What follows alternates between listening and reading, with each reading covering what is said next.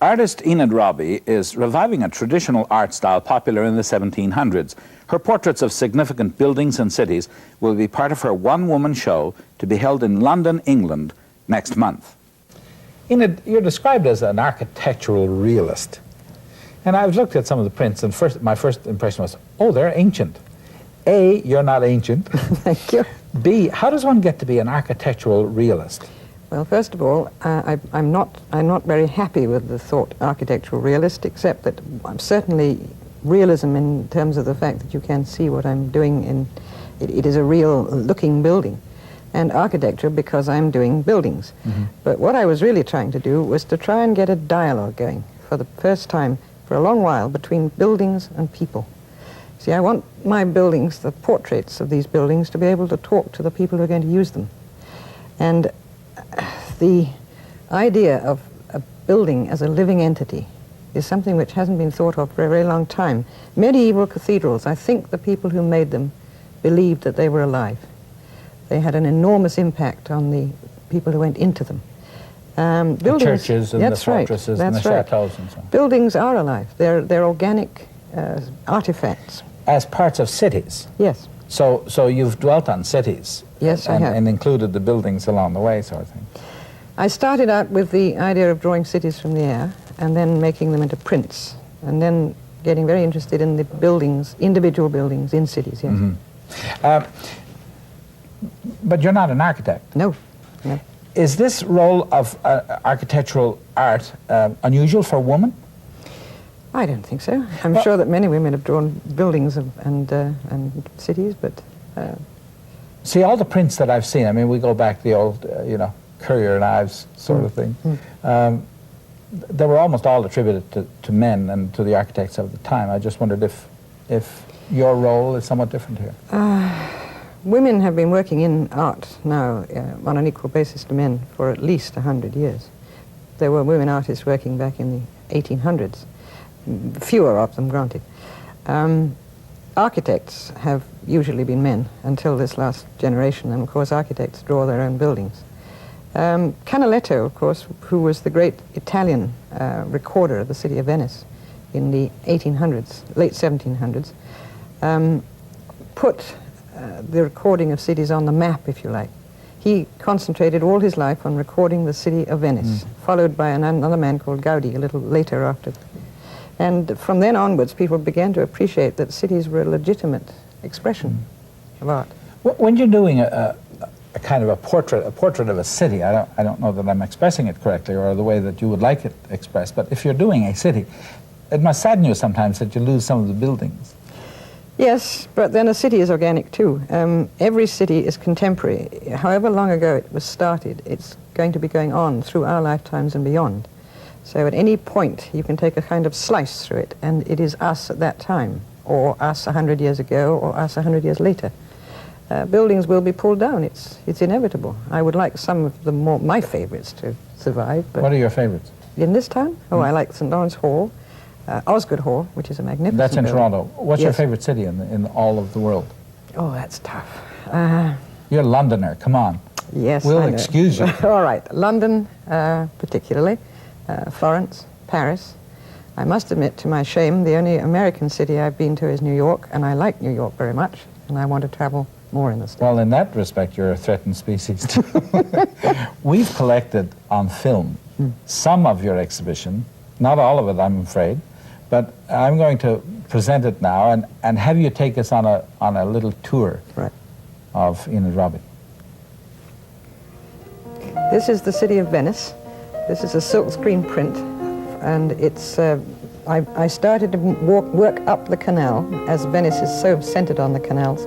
This is the Grand Canal, and then the buildings spread out from it. I was particularly interested in the density, yet at the same time the real urbanity of the city. I love Venice. I'd go back there any time. This is the city of Ottawa, drawn 10 years ago. And with the canal, too. Yes, that's right. This is the Parliament buildings. Quite a lot of the buildings on the left-hand side don't exist anymore because they've been knocked down. This is the city of Vancouver.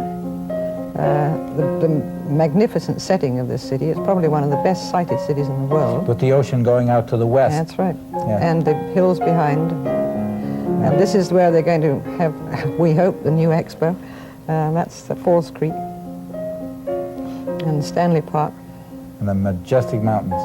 Now this is the city of Paris. This is the Ile de la Cité with all the government buildings and Notre Dame right in the middle of the river, which branches on both sides. Canals too, in a way. Yes, oh yes, and many bridges. There's this Notre Dame Cathedral on the right-hand side. This was the ancient part of Paris. Here's Montreal. This is the Jacques Cartier Bridge on the right and the Concordia on the left, and the island of the Expo. And the old docks, which are still used not for passengers anymore, which is where I landed as an immigrant. This is the back end of Toronto, looking towards the islands, not from the waterfront. I like this better than looking at it from the waterfront now with all the monoliths that we've constructed. Well, this was done during the building of the Eaton Centre. Now, this is the city of London, the actual old mile city, the Saxon city, as opposed to the whole of London. These are all the streets radiating down into the centre, which was the old Saxon market. You can see some of the new buildings exist now where the bombings wiped out parts of the city. This was the area where they had the great fires. This is the cathedral at Florence and all the old medieval buildings around the Florence Cathedral. This is a painting of Westminster Abbey, which is the last one. I've just finished it. It's on its way to London now. Oh, this is quite a departure from the others we've seen then. Well, I've been painting and doing prints for the last 15, 20 years, and the paintings are large, and the prints, of course, are not. What's that? This is the Cathedral of Lincoln. This is the chateau on the Loire called Chambord, built about 1550. It's a palace for one of the French kings called Francois I. And this is about 4 feet long and 3 feet high. This is St. Lawrence Hall. It used to be the old city hall of That's Toronto. right. Now you see why I like it. It's a lovely building. Sure. And they restored it during, the Architects Association restored it perfectly. It's a most elegant building. In so many, This is the courtyard inside the Palace of the Doges in Venice, which is their great ceremonial entrance hall into their government, seat of government, with the St. Mark's Cathedral behind. This is the Cathedral of St. Paul's in London during the time of the royal wedding. Oh, Prince Charles. That's right. There they And are, Lady Di. coming down the carpet, getting into their coach. Oh, they'd love to have that, I dare say. You going to offer it? I don't know. I hope that they might be interested.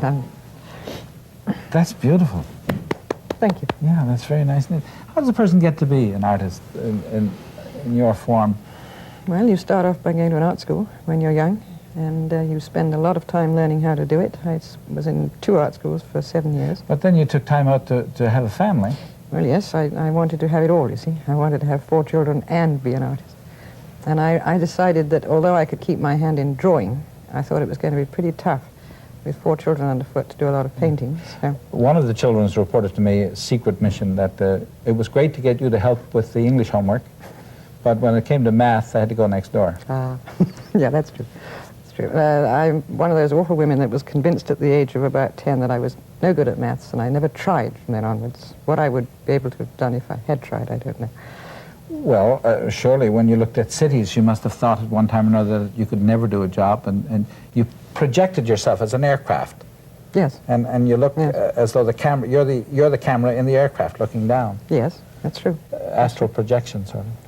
Yeah, I suppose if you want to think about it that way, perspective has always come quite instinctively to me, though. I must admit I've never really understood the laws of perspective. The show's in London, and we wish you well, and we look forward to your early return and greater triumphs. Thank you very much indeed. Thank you, Harry.